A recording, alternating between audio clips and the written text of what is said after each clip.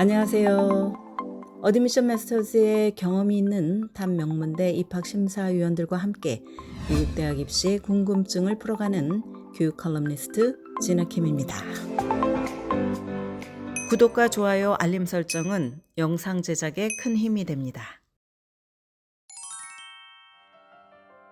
대학 입학 원서에 전공을 표시하는 것은 기본적으로 지원자가 어떤 분야를 공부하고 싶은지 대학 측에 알리는 것입니다. 유명 리버럴 아츠 컬리지인 그리넬 컬리지의 그레고리 스니드 입학 사무처장은 원서에 전공을 기입하면 대학은 지원자의 학업적 관심에 대해서 좀 더 알 수 있으나 그것이 절대적이지는 않다는 점을 잘 안다고 말을 했습니다. 남가주 클레몬트에 있는 스크립스 컬리지의 로라 스트래튼 입학 사무처장 역시 대부분의 지원자들이 겨우 17세 정도 나이에 전공을 결정할 만큼 충분한 인생 경험을 하지는 않았을 것이라고 본다고 말했습니다. 그러나 한편으로 전공 표명은 진지한 문제일 수 있습니다. 대학 측에 나는 다른 분야가 아니라 내가 전문성을 키우고 싶은 프로그램에서 자리를 원한다고 확실히 밝히는 것입니다.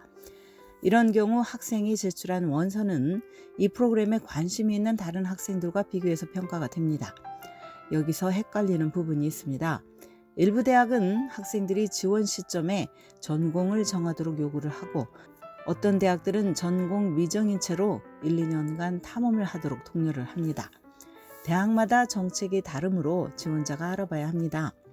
먼저 전공을 명시할 경우 장점에 대해서 살펴보겠습니다. 어떤 학생은 적어도 자신이 대학에서 무엇을 공부하고 싶은지 압니다. 전공을 밝히면 대학이 더 매력적인 지원자로 볼지도 모릅니다. 합격을 시키고 재정보조 혜택도 주고 싶은 학생이라고 말입니다.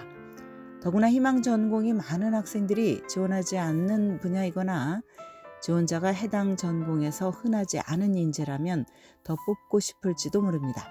또 다른 장점은 전공에 특화된 장학금 자격이 될 수도 있다는 점입니다. 이런 스칼러십은 대학을 통해서 받거나 대학 외부의 기관에서 찾을 수도 있습니다.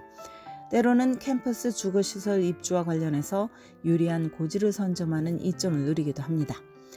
이 외에도 특히 좋은 것은 일찍부터 전공 프로그램을 시작할 수 있다는 점입니다. 예를 들어서 많은 엔지니어링 프로그램들은 빠르면 1학년부터 주요 선수 과목을 포함을 시킵니다.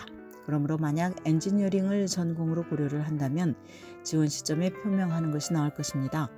1학년부터 엔지니어링에 필요한 선수 과목들을 하지 않고 다른 방향의 수업을 듣다가 나중에 엔지니어링으로 편입을 한다면 따라잡기 어려울 수 있기 때문입니다.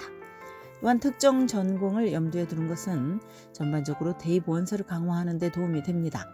무엇에 관심이 있고 또 관련된 어떤 활동을 했는지 원서와 에세이를 통해서 대학에 보여줄 수 있기 때문입니다. 그렇다면 전공 표명의 단점은 무엇일까? 지원 시점에 이미 전공을 밝히면 다른 지원자들과 차별화하기는 좋습니다. 특히 엔지니어링, 컴퓨터 사이언스, 비즈니스, 그리고 다른 경쟁적인 분야에 지원을 할 경우에는 더욱 그렇습니다. 그러나 입학 사정 기준이 더 까다로울 수 있습니다. 표준시험 점수나 고등학교에서 수강한 수업의 난이도, 수학 능력 등에 대한 평가 기준이 더 높을 수 있다는 뜻입니다. 같은 전공을 희망하면서 경쟁력을 갖춘 다른 지원자들과 비교되기 때문입니다. 대학이 학생들에게 지원 시점에 전공 표명을 요구를 할 경우 나중에 전공을 바꾸기 어려울 수도 있습니다. 그렇다고 해서 전공 변경을 하지 못하는 것은 아니지만 나중에 하고 싶은 전공이 특별히 경쟁이 치열한 분야일 경우 여러 제약이 따를 수가 있습니다. 예를 들어서 1년간 대학 GPA가 높아야 한다거나 어떤 경우에는 인기 전공에 자리가 나지 않을 수 있습니다. 그러므로 비인기 전공으로 정해서 합격을 한 뒤 나중에 인기 전공으로 변경하려는 것은 좋은 아이디어는 아닙니다. 전공 변경에 대해서 질문이 있다면 대학 입학 사무처 관계자에게 문의하는 것이 좋습니다. 학생이 특정 전공으로 편입을 하고 싶다면 어떤 과정을 거쳐야 하는가? 특정 전공의 편입 자리가 한정이 되어 있는가? 전공을 중간에 바꿔도 4년 안에 졸업이 가능한가 등을 물을 수가 있습니다. 그렇다면 전공 미정으로 대학에 지원을 할 경우 장단점을 알아보겠습니다. 많은 학생들은 대학 지원 시점에 자신의 학업적 관심과 미래의 희망 직업에 대해서 잘 알지 못합니다. 전공 결정을 위해서 시간이 더 필요하다면 적어도 대학에 진학을 한 뒤에 탐험해보고 싶은 분야가 무엇인지 관심을 표현하는 것이 좋습니다. 대학에 가서도 모든 수업에서 좋은 성적을 유지하고 여러 과외활동에 참여를 하며 또 미래의 목표를 설계할 것이라는 계획을 원서에서 언급하는 편이 낫습니다.